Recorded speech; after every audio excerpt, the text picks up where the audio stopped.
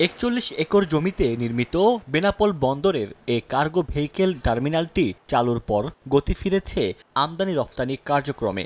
দীর্ঘদিনের পণ্যজট আর বন্দরের নানামুখী জটিলতা এখন আর নেই।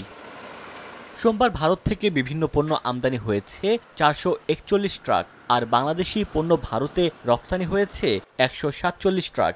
গত এক সপ্তাহে আমদানি হয়েছে ৩,৪৭২ ট্রাক আর রফতানি হয়েছে ১,৩৫৮ ট্রাক। ব্যবসায়ীরা জানান, দ্রুত সময়ের মধ্যে পণ্যবাহী ট্রাক আমদানি ও রফতানি হওয়ায় সময় সাশ্রয় হচ্ছে। এতে ফিরেছে স্বস্তি। পার্কিংয়ের ব্যবস্থা আছে, তারপর দ্বিতীয় কথা গোসলখানার ব্যবস্থা আছে, খাবারের ব্যবস্থা আছে, সবকিছুর ব্যবস্থা আছে। এখন বর্তমানে আগের মতো আমাদের কষ্ট করতে হয় না। আমাদের ইন্ডিয়ান ড্রাইভারদের নিরাপত্তা সুনিশ্চিত হয়েছে এবং যানজট মুক্ত হয়েছে।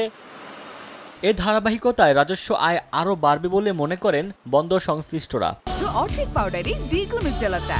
নতুন রিন অ্যাডভান্সড অর্ধেক পাউডারে দ্বিগুণ উজ্জ্বলতা।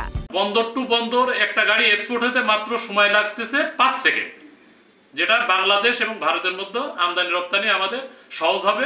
আমরা আশাবাদী এটি আগামী দিনে আমদানির পরিমাণ এবং রপ্তানির পরিমাণ বৃদ্ধির পাশাপাশি বাংলাদেশের জাতীয় অর্থনীতিতে গুরুত্বপূর্ণ ভূমিকা পালনে সক্ষম হবে। ৩২৯ কোটি টাকা ব্যয়ে নির্মিত কার্গো ভেহিকেল টার্মিনালটি উদ্বোধন করা হয় গত ১৪ নভেম্বর। সময় সংবাদ, বেনাপোল।